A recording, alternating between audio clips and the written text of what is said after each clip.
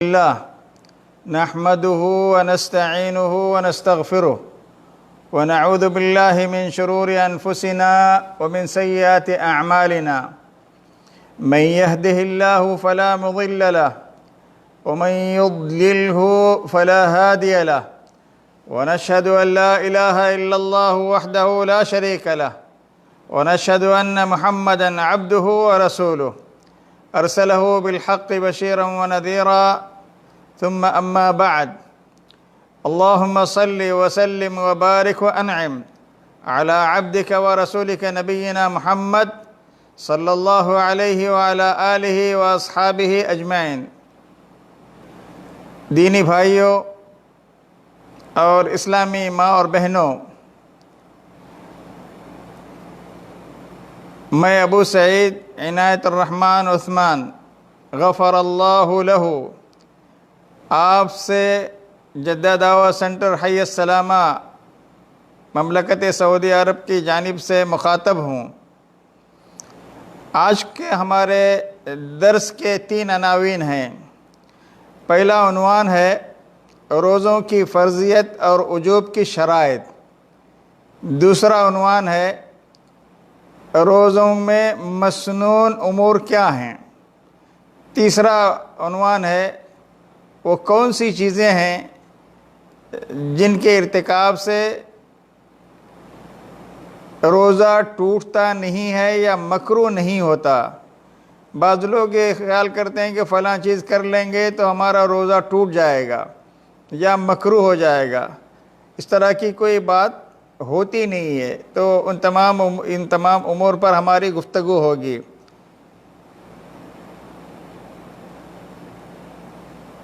عزیز ساتھیوں، دینی بھائیوں، اسلامی ماں اور بہنوں، یہ حقیقت کلیدی طور پر ہم سب کو جاننے کی ضرورت ہے کہ روزے کے 2 اہم ارکان ہیں۔ پہلا رکن ہے روزہ توڑنے والی چیزوں سے اپنے آپ کو بچائے رکھنا۔ جان بوجھ کر رمضان کا چاند ہونے کا علم ہونے کے بعد ماہ رمضان کے دنوں میں کھانے پینے، اپنی بیوی سے ہم بستری کرنے وغیرہ جو چیزیں ہیں ان سے اپنے آپ کو بچائے رکھنا۔ دوسری اہم چیز صبح صادق سے پہلے آنے والے دن کے روزے کی نیت کر لینا، اور نیت کرنے کے لیے آپ کو زبان سے نیت کے الفاظ کہنا یا پڑھنے کی ضرورت نہیں ہے۔ یہ نبی اکرم صلی اللہ علیہ وسلم کے عمل سے ثابت نہیں ہے، صحابہ کرام کے عمل سے بھی ثابت نہیں ہے۔ جو چیز اللہ کے نبی محمد رسول اللہ صلی اللہ علیہ وسلم کے عمل سے، صحابہ کرام کے اسوے سے ثابت نہیں ہے، اس سے دور رہنے ہی میں عافیت ہے۔ روزے کی فرضیت کا حکم قرآن مجید، احادیث نبویہ اور اجماع امت سے ثابت ہے۔ قرآن مجید کی سورہ بقرہ کی آیت نمبر 183 میں اللہ تعالیٰ کا حکم ہے، اللہ تعالیٰ کا ارشاد ہے، یا ایھا الذین آمنوا کتب علیکم الصیام کما کتب علی الذین من قبلکم لعلکم تتقون۔ اے ایمان والو،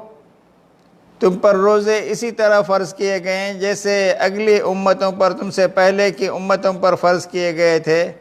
اور اس آیت میں روزے کا ایک اہم مقصد بیان کیا گیا ہے، وہ ہے تقوی کا حصول، شاید کہ تم تقوی حاصل کر سکو تاکہ تم اللہ سے ڈرتے رہو۔ رمضان کے روزے، ماہ رمضان کے روزے اسلام کے 5 بنیادی ارکان میں سے ایک اہم رکن ہیں، اور صحیح بخاری اور صحیح مسلم وغیرہ کی روایت حضرت عبداللہ ابن عمر رضی اللہ تعالی عنہما وارضاہ سے معروف اور مشہور ہے، بنی الاسلام علی 5 شہادت ان لا الہ الا اللہ وأن محمد رسول الله وإقام الصلاة وإيتاء الزكاة والحج وصوم رمضان۔ حضرت عبداللہ ابن عمر سے روایت ہے، انہوں نے کہا کہ رسول اللہ صلی اللہ علیہ وسلم نے فرمایا اسلام کی بنیاد 5 چیزوں پر ہے۔ اس بات کی گواہی دینا کہ اللہ تعالیٰ کے سوا کوئی معبود برحق نہیں ہے، محمد الرسول اللہ صلی اللہ علیہ وسلم اللہ کے سچے رسول ہیں، نماز کو قائم کرنا، زکوٰۃ ادا کرنا، حج بیت اللہ ادا کرنا اور ماہ رمضان کے مکمل روزے رکھنا۔ رمضان کے روزے امت محمدیہ پر سن 2 ہجری میں فرض کیے گئے۔ اس طرح نبی اکرم صلی اللہ علیہ وسلم نے اپنی پوری زندگی میں 9 سال رمضان کے روزے آپ نے رکھے۔ رمضان کے روزے ہر مسلمان بالغ، عاقل، مقیم، صحت مند روزہ رکھنے کی قدرت رکھنے والے پر فرض ہیں، اور روزہ رکھنے کے موانع سے خالی مرد اور عورتوں پر فرض ہیں۔ آخری جو شرط ہے موانع سے پاک ہونا، یہ صرف خواتین کے لیے ہے کہ وہ حیض اور نفاس سے پاک ہوں تو روزے ان پر بھی فرض ہیں۔ حیض اور نفاس کی حالت میں ان کو روزہ افطار کرنے کی اجازت ہے، ان روزوں کی وہ قضا کریں گی، نمازوں کی قضا نہیں کریں گی۔ روزے کے چند شرطیں ہیں روزے کے لیے۔ اسلام پہلی شرط ہے، کیونکہ غیر مسلموں پر، کافروں پر روزے فرض نہیں ہیں۔ بلوغت دوسری شرط ہے، کیونکہ روزے چھوٹے بچوں پر فرض نہیں ہیں۔ عقل مند ہونا یہ بھی روزے کے لیے شرط ہے، کیونکہ مجنون اور بے ہوش انسان پر روزے فرض نہیں ہیں۔ اگر کسی کو مسلسل کئی مہینوں تک یا کئی دنوں تک بے ہوشی میں پڑا ہے تو اس پر اسلام کے احکام لاگو نہیں ہوتے۔ روزہ رکھنے پر قدرت یعنی صحت مند ہو، یہ بھی بیمار پر روزے فرض نہیں ہیں۔ عاجز اور بیمار انسان پر روزے فرض نہیں ہیں۔ روزے رکھنا اقامت پذیر انسان پر فرض ہے۔ روزہ رکھنا جو انسان مقیم ہے اس پر فرض ہے، مسافر روزہ رکھنے کا فرض نہیں ہے، اس کو روزہ افطار کرنے کی اجازت ہے۔ اب ایک اور مسئلہ چلتے چلتے جاننے کی کوشش کرتے ہیں۔ اگر کسی نے ماہ رمضان کے روزوں کے وجوب کا انکار کیا تو اس شخص کا کیا حکم ہے ہمارے دین میں، ہماری شریعت میں؟ تو علماء کا کہنا ہے کہ وہ شخص چونکہ اسلام کے ایک بنیادی رکن کا انکار کر رہا ہے تو وہ ایسا شخص اسلام سے خارج ہے اور وہ کافر ہے۔ اور اگر کسی نے ماہ رمضان کے روزے محض اپنی سستی یا کاہلی کی وجہ سے نہیں رکھ رہا ہے یا ترک کر رہا ہے تو ایسا شخص کافر نہیں ہوگا، اس کی نماز صحیح ہوگی، لیکن وہ سنگین قسم کا جرم اور گناہ کا مرتکب ہو رہا ہے، اس کو توبہ کی ضرورت ہے۔ کچھ لوگ گرمی کا بہانہ کرتے ہیں اور کچھ لوگ دن کے بڑے ہونے کا بہانہ کرتے ہیں، دن بڑا طویل ہے، 14 15 کبھی کبھی 16 گھنٹے کا روزہ ہو جاتا ہے، تو کہتے ہیں اتنی دیر تک ہم بھوک اور پیاس برداشت نہیں کر سکتے، اس لیے ہم روزہ نہیں رکھ رہے ہیں۔ صحت مند ہوتے ہیں اور مسلمان بھی ہیں، بالغ بھی ہیں، عاقل بھی ہیں، مقیم بھی ہیں، اللہ کا دیا ہوا سب کچھ ہے، لیکن تھوڑے سے وقت کے لیے آدمی اگر بھوک اور پیاس کو برداشت کر لے تو اللہ تعالیٰ اس کا بے پناہ اجر دیں گے۔ تو ساتھیو، یہ تھی روزوں کی فرضیت اور وجوب کے شرائط کے تعلق سے، اور روزے کے ٹوٹنے کی شرائط الگ ہیں، روزے کے وجوب کے شرائط الگ ہیں۔ روزہ توڑنے والی 3 چیزیں کے شرائط 3 ہیں۔ علم کا ہونا کہ رمضان کا مہینہ شروع ہو چکا ہے اور رمضان کے روزے کا آغاز ہو چکا ہے، اور اسی طرح سے اسے یاد بھی ہو کہ میں روزے سے ہوں، اور وہ خود مختار بھی ہو، اس کا وہ کامل ارادے اور اختیار سے وہ اگر روزہ توڑنے والی کسی چیز کا ارتکاب کرتا ہے تو اس کا روزہ ٹوٹتا ہے۔ اگر اس کو کسی نے زبردستی بجبر و اکراہ اس کا روزہ توڑوا رہا ہے، کبھی ظالم لوگ مظلوموں پر قید خانوں میں، جیل خانوں میں اس طرح کے احکام صادر کرتے ہیں، رمضان کے دنوں میں انہیں کھلایا جاتا ہے، پلایا جاتا ہے، بلکہ پینے کے لیے پانی کے بجائے شراب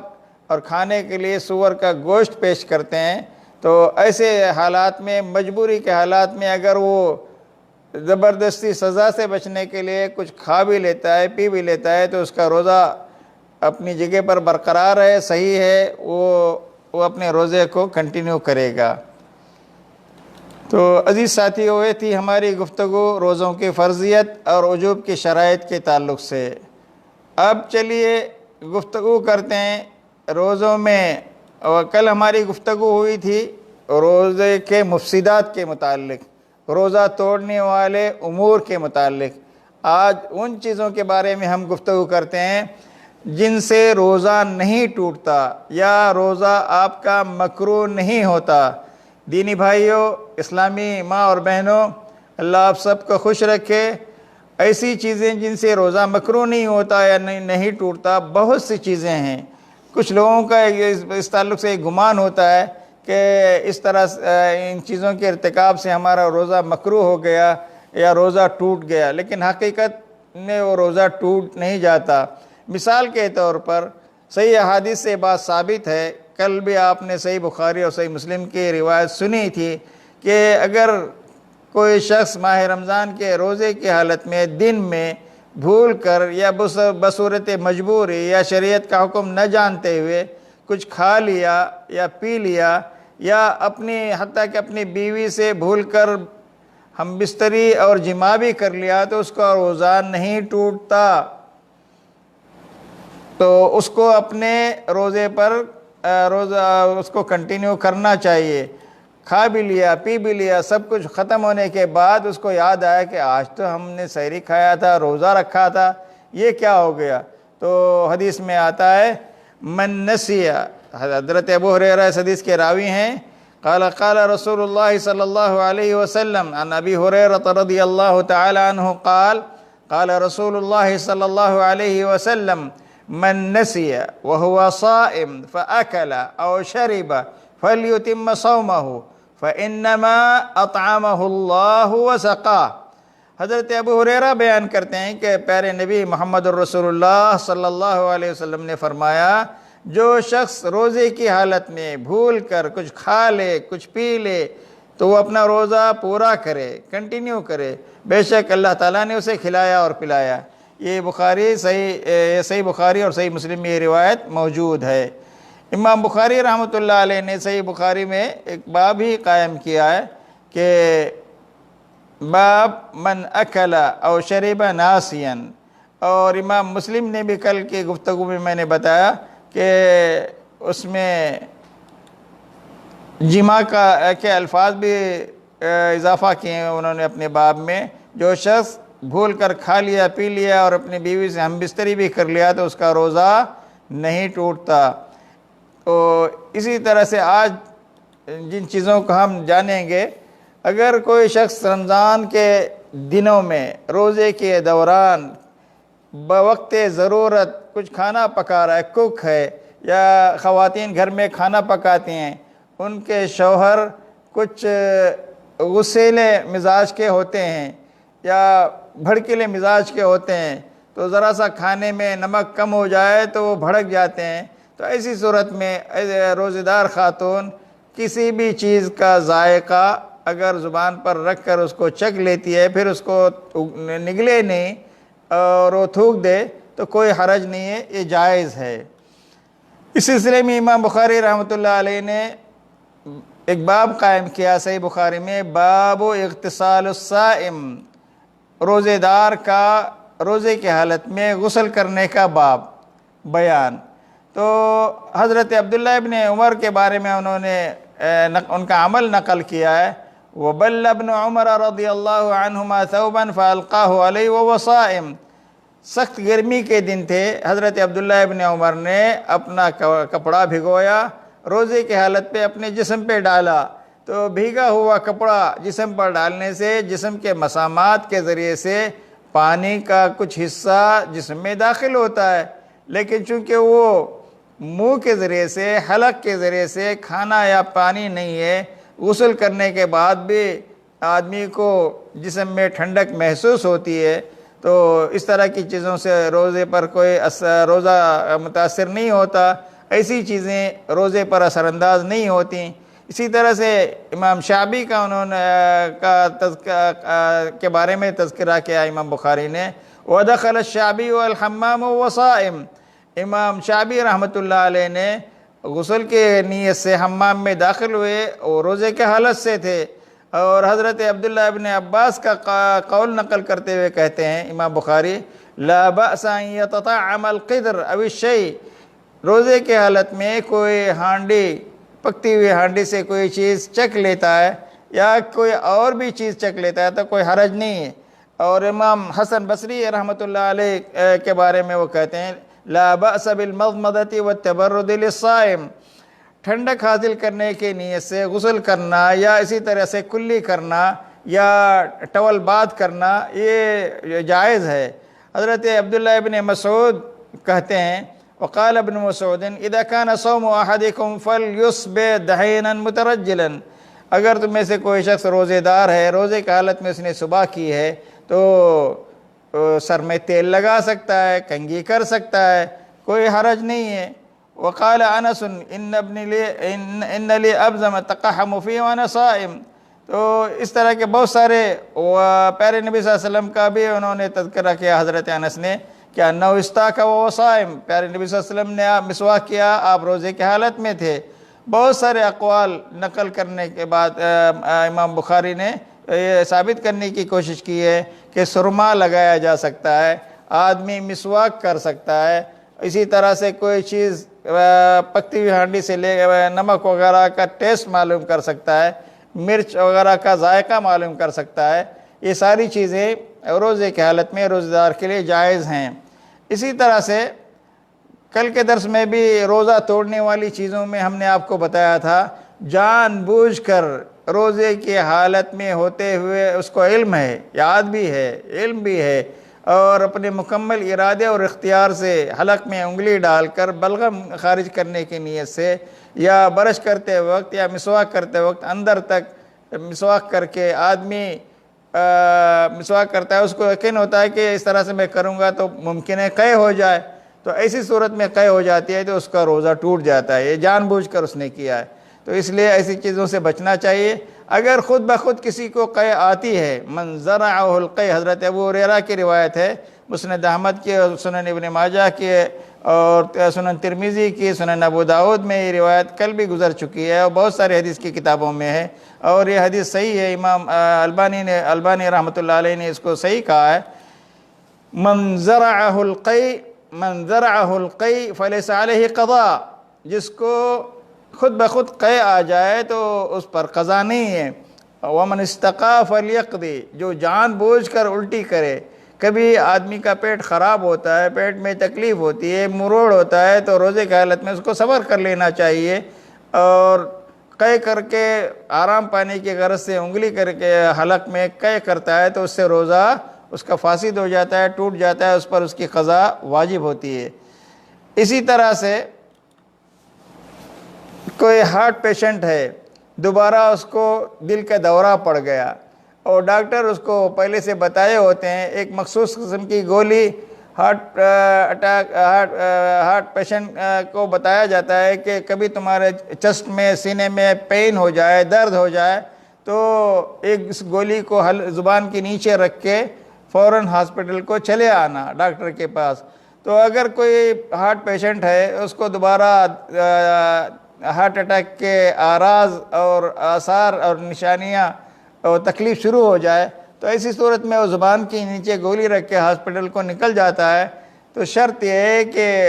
نکلا ہوا لعاب وہ حلق میں نہ نکلے تو اس کا روزہ نہیں ٹوٹتا، اور اس دوا کا جو ذائقہ ہے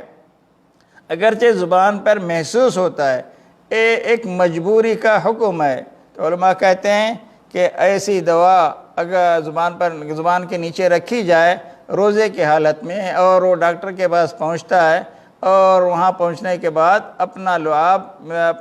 ٹیشو پیپر پہ یا ہاتھ دھونے کی جگہ پہ اگر وہ تھوک دیتا ہے اور وہ اپنے لعاب کو نگلتا نہیں ہے تو اس کا روزہ صحیح ہے، روزہ نہیں ٹوٹتا۔ اسی طرح کچھ لوگوں کو، کچھ بڑوں کو بھی اور کچھ بچوں کو بھی اور کچھ نوجوانوں کو ہمیشہ انگلیوں کے ناخن اور انگلیوں کو چوسنے کی عادت ہوتی ہے، اور اس عادت کو ترک کرنے کی ضرورت ہے، اور خصوصاً رمضان کے مہینے میں اس سے بچنا چاہیے۔ لیکن اگر کبھی اس طرح کی وہ عادت کسی کو ہے اور وہ اپنی انگلی چوس رہا ہے تو اس سے بھی روزہ نہیں ٹوٹتا اور روزہ فاسد نہیں ہوتا۔ اسی طرح سے مسواک کرنے سے بھی روزہ نہیں ٹوٹتا۔ نبی اکرم صلی اللہ علیہ وسلم کی یہ مشہور حدیث ہے، لولا ان اشق علی امتی لامرتهم بالسواک عند کل صلاۃ، عند کل صلاۃ، تو مجھے عند کل وضوء بھی بعض روایتوں کے الفاظ ہیں، ہر وضو کے وقت، ہر نماز کے وقت میں اپنی امت کو اگر تکلیف میں ڈالنا، میری امت مشکل میں نہ پڑتی تو ان کو ہر وضو کے وقت مسواک کرنے کا حکم دیتا۔ صحیح بخاری اور مسلم کی روایت ہے۔ تو معلوم ہوا کہ مسواک کرنے سے روزہ نہ مکروہ ہوتا ہے نہ ٹوٹ جاتا ہے۔ کچھ لوگ کہتے ہیں ظہر کے پہلے نہیں کرنا چاہیے اور فلاں وقت نہیں کرنا چاہیے۔ اس طرح کے وقت کا تعین کسی حدیث سے ثابت نہیں ہے، اس لیے رمضان کے روزے دار کبھی بھی کسی بھی وقت جب بھی وہ سو کر بیدار ہو جائے، قرآن کی تلاوت کا اس کا من کر رہا ہے، دل میں تلاوت کا شوق اور رغبت پیدا ہو رہی ہے، مسواک کر کے وہ اپنے مسواک کر سکتا ہے، اس سے روزے پر کوئی اثر نہیں ہوتا۔ اس روایت میں روزے دار یا غیر روزے دار کا ذکر نہیں، تو اس سے معلوم ہوا کہ مسواک روزے دار اور غیر روزے دار سب کے لیے جائز ہے۔ ہر وضو، ہر نماز سے پہلے روزے دار کے لیے مسواک کرنا عام سنت ہے۔ یہ بات غلط ہے کہ روزے دار کے لیے مسواک کرنا منع ہے، اس سے روزہ مکروہ ہوتا ہے، اس طرح کی کوئی بات نہیں، بلکہ نہ مکروہ ہوتا ہے نہ اور اس کا روزہ ٹوٹتا ہے۔ اسی سے ریلیٹڈ یا اسی سے متعلق ایک اور مسئلہ ہے، مسواک یا برش۔ کبھی عام طور پر اکثر لوگوں کے گھروں میں مسواک اویلیبل نہیں ہوتی، تو ایسی صورت میں ٹوتھ پیسٹ کے ساتھ وہ برش کرتے ہیں، یہ بھی جائز ہے، لیکن اس کو مکمل احتیاط کے ساتھ بغیر حلق میں داخل کیے دانتوں کی صفائی کی جائے تو جائز ہے۔ اس کا جو ٹیسٹ، ٹوتھ پیسٹ کا جو ٹیسٹ یا ذائقہ روزے دار محسوس کرتا ہے وہ کوئی حرج نہیں ہے، وہ کوئی غذا نہیں ہے، دانتوں کی صفائی کے لیے استعمال میں آنے والا ٹوتھ پیسٹ ہے، لیکن اس کو نگلنا نہیں چاہیے، اور جان بوجھ کر وہ نگلتا ہے تو اس سے روزہ ٹوٹتا ہے۔ اسی طرح سے کچھ لوگوں کو بواسیر کی شکایت ہوتی ہے، سرین کے راستے سے، پیخانے کے راستے سے خون جاری ہوتا ہے، یہ بیماری ہے، اور اگر بواسیر کی وجہ سے اگر کسی کو خون جاری ہو جائے تو اس سے بھی روزہ نہیں ٹوٹتا، کیونکہ آدمی کا اس کو اپنے اس میں کوئی اختیار نہیں ہے، اور یہ اختیار سے نہیں آتی، اس لیے اس کے آنے سے یا خون جاری ہونے سے آپ کے روزے کو کوئی نقصان نہیں پہنچتا، نہ ہی اس سے آپ کا روزہ فاسد ہوتا ہے اور ٹوٹتا ہے۔ اسی طرح سے ایک اور مسئلہ ہے، ناک سے اگر کسی کو خود بخود خون جاری ہو جائے، یا کسی نے مذاق میں کسی کا ہاتھ لگ گیا ناک پہ اور خون جاری ہو گیا، یا کبھی جھگڑا ہو گیا اور کسی نے چہرے پہ چانٹا لگا دیا، تماچا لگا دیا، اس سے ناک سے خون بہنے لگا، نکسیر شروع ہو گئی، تو اس سے بھی روزے کے حالت میں اگر خون سے ناک بہنے لگے، نکسیر شروع ہو جائے تو روزہ نہیں ٹوٹتا۔ سعودی فتویٰ مستقل کمیٹی کا بیان ہے اللجنہ دائمہ کا، اگر آپ کو نکسیر آ جائے تو آپ کا روزہ صحیح ہے، کیونکہ جب آپ کو نکسیر آتی ہے تو آپ کے اختیار سے نہیں آتی، اس لیے اس کے آنے سے آپ کے روزے کو کوئی نقصان نہیں پہنچتا، نہ ہی اس سے آپ کا روزہ فاسد ہوتا ہے۔ ان کے دلائل میں سے وہ قرآن مجید کی 2 آیتیں انہوں نے فتوے میں کوڈ کی ہیں۔ ایک آیت سورہ بقرہ کی 286 آیت نمبر 286 ہے، لا یکلف اللہ نفسا الا وسعہا، اللہ تعالیٰ کسی کو بھی اس کی طاقت سے بڑھ کر شرعی تکالیف نہیں دیا کرتے۔ دوسری دلیل ہے وما جعل علیکم فی الدین من حرج، سورہ حج کی آیت نمبر 78، اللہ نے دین میں تمہارے لیے کوئی حرج نہیں رکھی ہے۔ اگر ہم کہیں گے کہ نکسیر کی وجہ سے روزہ ٹوٹتا ہے، اس کو قضا کرنا پڑے گا، یہ دین میں حرج کی بات ہوتی ہے۔ اللہ نے اللہ تعالیٰ نے دین کے بارے میں تم پر کوئی تنگی نہیں ڈالی، حرج نہیں ڈالی۔ اور اس سلسلے میں شیخ محمد بن صالح العثیمین کہتے ہیں وَأَمَّا خُرُوجُ الدَّمِ بِالرُّعَافِ أَوِ السُّعَالِ أَوِ الْبَاسُورِ أَوْ قَلْعِ السِّنِّ أَوْ شَقِّ الْجُرْحِ أَوْ تَحْلِيلِ الدَّمِ أَوْ غُرَزِ الْإِبَرِ وَنَحْوِهَا فَلَا يُفْطِرُ لِأَنَّهُ لَيْسَ بِحِجَامَةٍ وَلَا بِمَعْنَاهَا إِذًا لَا يُؤَثِّرُ فِي الْبَدَنِ كَتَأْثِيرِ الْحِجَامَةِ۔ اس کا مطلب ہے نکسیر کے ذریعے اگر خون نکلے، یا کھانسی میں بلغم کے ساتھ کچھ خون نکلے، یا دانت نکالنے کی وجہ سے کچھ خون نکلے، یا بغیر دانت نکالے ہوئے بھی کبھی کبھی دانتوں سے خون نکلتا رہتا ہے، یا جسم کے کسی حصے میں زخم لگنے کی وجہ سے کبھی کچھ خون نکلے، کیمیائی تحلیل کے لیے، بلڈ ٹیسٹ کے لیے اگر کبھی کچھ خون لیا جائے، اسی طرح کسی کو انجیکشن کی سوئی کے بعد کچھ خون نکلتا ہے، ان تمام امور سے روزہ فاسد بھی نہیں ہوگا، روزہ ٹوٹے گا بھی نہیں، کیونکہ یہ پچنا لگانا نہیں ہے، نہ ہی اس کے حکم میں، اور ان سے انسانی بدن حجامہ یعنی کپنگ کی طرح متاثر نہیں ہوتا۔ دانت نکالنے سے خون اگر جاری ہو جائے اور دانت کا ڈاکٹر، جینٹ ڈاکٹر یا لیڈی ڈاکٹر، آپ جس کے پاس بھی علاج کر رہے ہیں، چاہے وہ مرد حضرات ہوں یا خواتین ہوں، تو ایسی صورت میں وہ خون کو ڈاکٹر اندر جانے نہیں دیتے آپ کے حلق میں، اور مشین کے ذریعے سے کھینچ کے باہر پھینکتے ہیں، اور دانت کا علاج کے دوران جو خون نکلتا ہے اس کے بعد بھی جب آپ ہاسپٹل سے واپس ہوتے ہیں تو کچھ دیر تک خون آتے رہتا ہے، اس کو نگلنا نہیں چاہیے، اس کو اگر تھوکتے رہیں گے تو اس سے بھی آپ کا اس کی وجہ سے روزے پر کوئی اثر نہیں پڑے گا، روزہ اس سے فاسد یا مکروہ نہیں ہوگا یا ٹوٹے گا نہیں۔ سعودی فتویٰ کمیٹی کا بیان ہے اس سلسلے میں، وہ خون جو دانتوں کے درمیان سے نکلتا ہے روزہ نہیں توڑتا، خواہ خود بخود نکل آئے یا کسی کے مارنے سے نکل آئے یا چوٹ لگنے سے نکلے یا کسی اور ذریعے سے نکلتا رہے، اس سے آپ کے روزوں پر کوئی اثر نہیں پڑے گا۔ معلوم ہوا کہ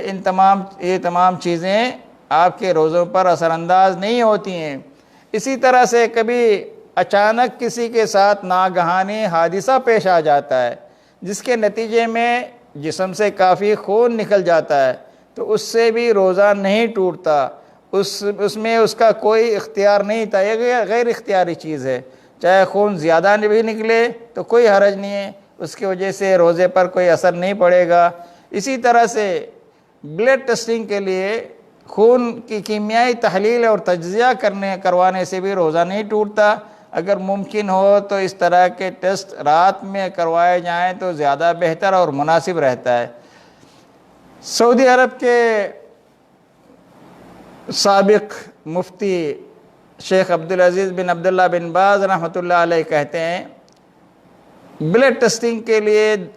دیے گئے خون سے روزہ نہیں فاسد ہوتا بلکہ یہ معاف ہے، اس لیے کہ ضرورت کی بنا پر ایسا کیا جاتا ہے، شرعاً روزہ توڑنے والی اشیاء کی جنس میں شامل نہیں ہے۔ مجموع الفتاویٰ لابن باز میں یہ فتویٰ موجود ہے۔ اسی طرح سے شیخ محمد بن صالح العثیمین کہتے ہیں کیمیائی تحلیل کے لیے بلڈ ٹیسٹ کے لیے دیا گیا خون، روزہ دار کا دیا گیا خون، اس سے اس کا روزہ نہیں ٹوٹتا، کیونکہ ڈاکٹر کو مریض کے خون کے مختلف تجربے کرنے کی ضرورت پڑ سکتی ہے، لہٰذا اس سے روزہ نہیں ٹوٹے گا، کیونکہ خون قلیل مقدار میں لیا جاتا ہے۔ یہ کیپنگ یا پچنا یا سینگی لگوانے کے مترادف نہیں ہے، اس لیے ایسی چیزیں روزے دار کے روزے پر اثر انداز نہیں ہوتی، جس کی وجہ سے اس کا روزہ نہیں ٹوٹے گا، روزہ اپنی اصلی حالت پر باقی رہے گا۔ ہم بغیر کسی شرعی دلیل کے کسی کے بھی روزے کو فاسد نہیں کر سکتے۔ شیخ محمد بن صالح العثیمین نے یہ بات اپنی کتاب فتاوی ارکان الاسلام کے صفحہ نمبر 478 پہ انہوں نے یہ بات کہی ہے۔ تو ساتھیو، ایسی بہت سی چیزوں کے بارے میں آپ نے جان لیا، ماں اور بہنوں آپ نے بھی باتیں سن لی۔ اب اس کے علاوہ بھی کوئی چیز آپ کے ساتھ پیش آتی ہے، آپ کو ڈاؤٹ ہے، شبہ ہے، تو اہل علم سے پوچھنا چاہیے، اور غلطی کرنے سے پہلے پوچھ لینا چاہیے، نہ کہ غلطی کرنے کے بعد۔ قرآن مجید میں اللہ کا حکم ہے فَاسْأَلُوا أَهْلَ الذِّكْرِ إِن كُنتُمْ لَا تَعْلَمُونَ۔ آج کل اللہ تعالیٰ کے فضل و کرم سے بڑے بڑے علماء کے موبائل دن اور رات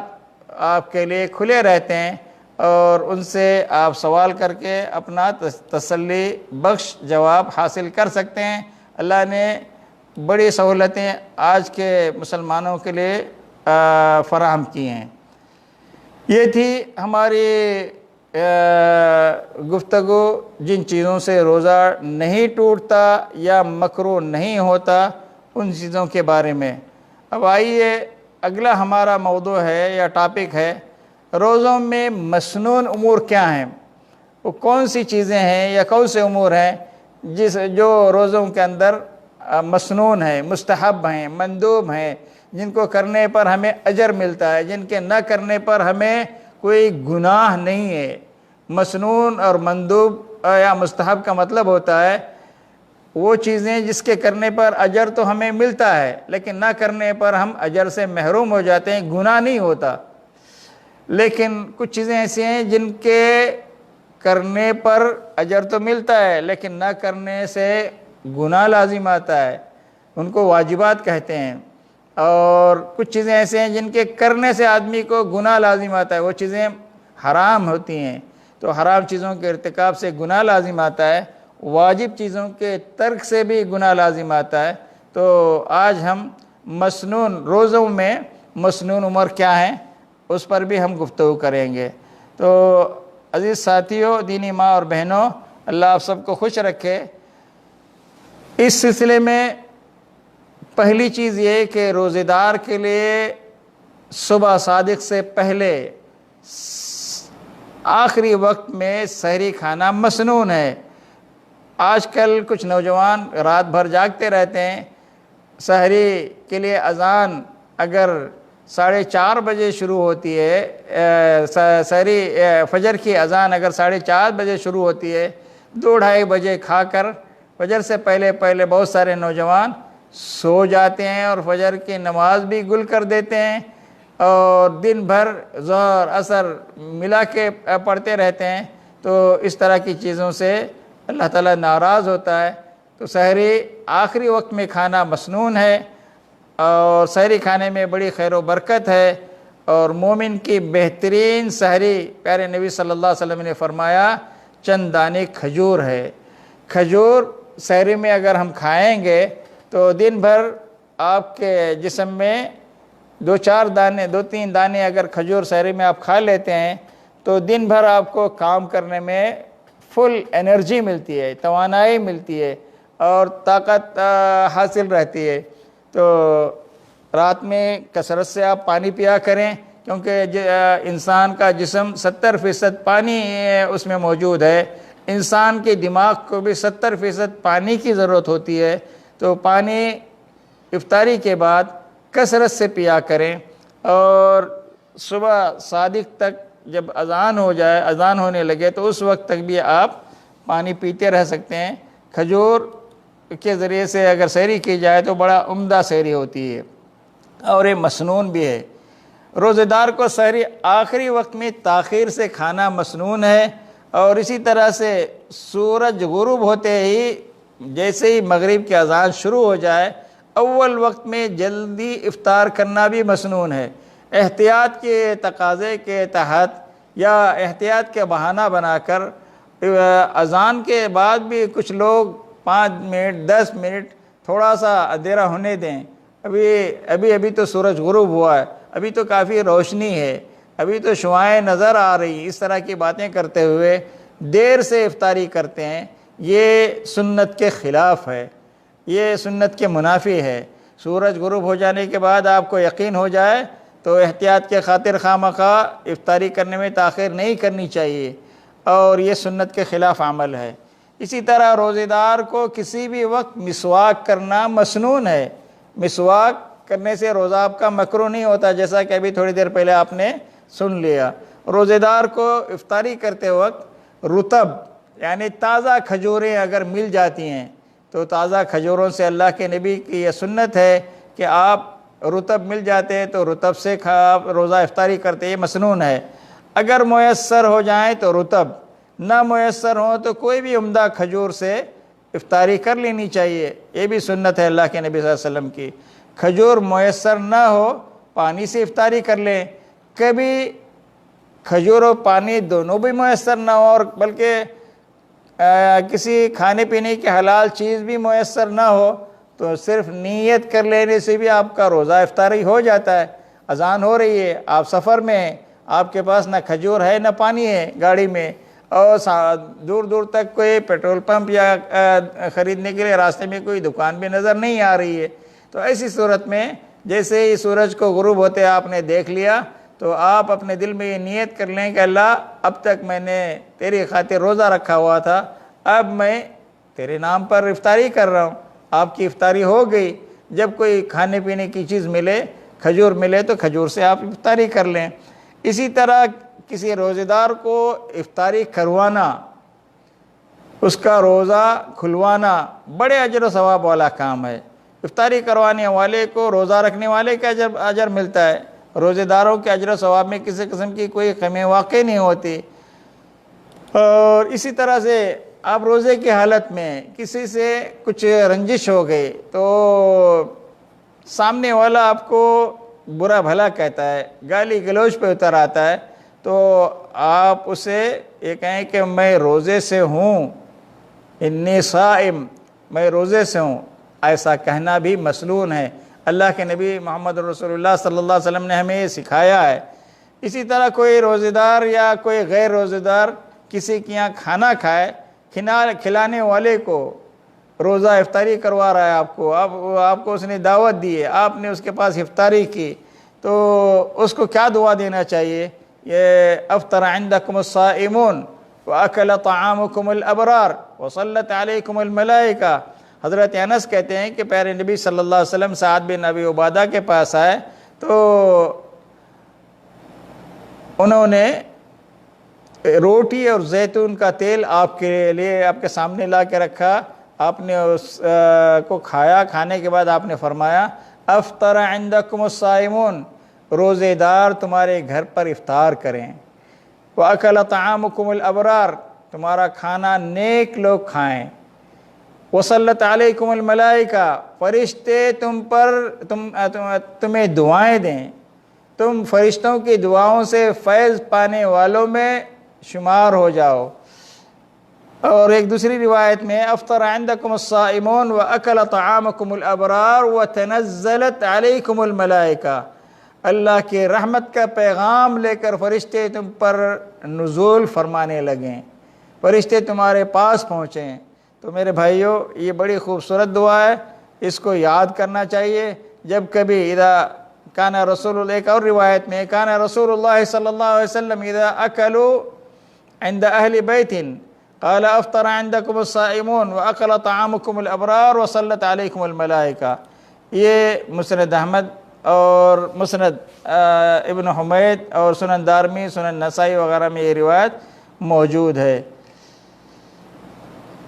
اسی طرح سے اگر کوئی شخص کسی روزے دار کو کھانے کی دعوت دے، اس کو پتہ نہ ہو کہ وہ روزہ نفلی روزے کے بارے میں کبھی ایسا ہو سکتا ہے۔ رمضان کے دنوں میں تو ایسا ممکن نظر نہیں آتا۔ کوئی شخص روزے دار کو کھانے کی دعوت دے تو جواب میں اللہم انی صائم، میں روزے سے ہوں کہہ سکتا ہے آدمی، یہ بھی مسنون ہے۔ اسی طرح سے ماہ رمضان کے آخری عشرے کی طاق راتوں میں خصوصی عبادتوں کا اہتمام کر کے شب بیداری کرنا، اپنے اہل و عیال کو اس کا پابند کرنا بھی مسنون ہے۔ پیارے نبی صلی اللہ علیہ وسلم نے خود بھی شب بیداری کی ہے آخری عشرے میں، اور آپ اعتکاف بھی فرمایا کرتے تھے، اور اسی طرح سے اپنے اہل و عیال کو بھی شب بیداری کے لیے ترغیب دلاتے تھے، ابھارا کرتے تھے۔ رمضان کے راتوں میں خصوصی طور پر قیام اللیل کا اہتمام کرنا، یہ بھی مسنون عمل ہے۔ رمضان میں عمرے کا اہتمام کرنا، یہ بھی مسنون عمل ہے۔ اس سال بڑی بدقسمتی کی بات ہے کہ عمرہ کچھ مجبوریوں کی وجہ سے، ایک عالمی وبا کی وجہ سے عمرہ کا یہ منصوبہ عروب عمل نہیں ہو سکتا۔ اللہ تعالیٰ امت سے اور ساری دنیا کے مسلمانوں سے، بلکہ ساری دنیا کے انسانوں سے اس بلا کو جلد سے جلد دور فرمائے۔ اسی طرح سے ماہ رمضان کے شرعی اعذار کی بنا پر چھوٹے ہوئے روزوں کی قضا تسلسل کے ساتھ پے در پے رکھنا مسنون ہے۔ اگر کسی نے قضا روزے رکھنے میں کافی تاخیر کر دی، اب اس کے پاس صرف اگلا رمضان سے پہلے صرف اتنے ہی دن رہ گئے ہیں جتنے اس کے روزے قضا ہوئے ہیں، تو ایسی صورت پر روزوں کی قضا تسلسل کے ساتھ پے در پے رکھنا مسنون نہیں بلکہ واجب ہے۔ ایک اور چیز، ماہ رمضان میں فجر کی اذان سے پہلے سحری کے لیے اذان دینا بھی مسنون ہے۔ اللہ کے نبی محمد الرسول اللہ صلی اللہ علیہ وسلم کے زمانے میں صحیح بخاری کی حدیث نمبر 1919 میں ہے، حضرت عائشہ رضی اللہ تعالیٰ عنہ فرماتے ہیں ان بلالا کان یؤذن باللیل، حضرت بلال رات میں اذان دیا کرتے تھے۔ فقال رسول اللہ صلی اللہ علیہ وسلم کلوا واشربوا حتی یؤذن ابن ام مکتوم، تم لوگ کھایا کرو پیا کرو یہاں تک کہ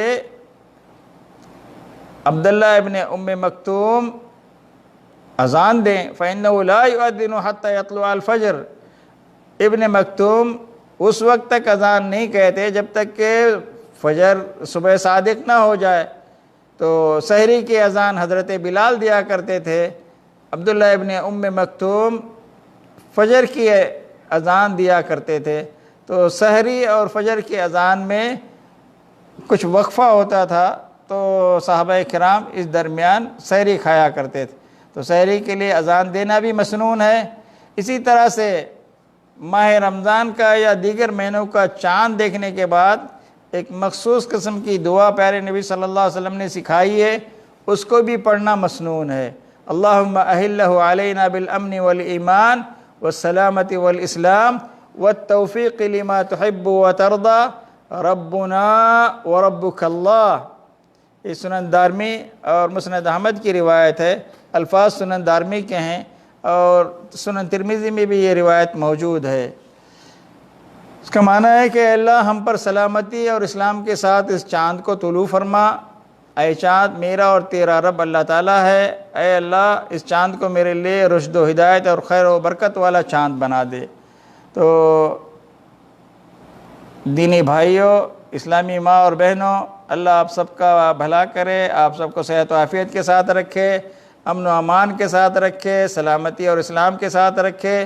اور آپ جہاں کہیں بھی ہوں اللہ تعالیٰ آپ کے دین میں، ایمان میں، صحت و عافیت میں ترقی عطا فرمائے، آپ کے رزق اور روزی میں ترقی عطا فرمائے، آپ کی حفاظت فرمائے، آپ کے آل اولاد کی حفاظت فرمائے۔ آپ میں سے جو لوگ بے روزگار ہیں اللہ تعالیٰ ان کو خیر و برکت اور حلال کے روزگار پر لگا دے، اور جو باروزگار ہیں اللہ تعالیٰ ان کے رزق اور روزی میں برکت عطا فرمائے۔ وصلی اللہ علی نبینا محمد وجزاکم اللہ خیرا۔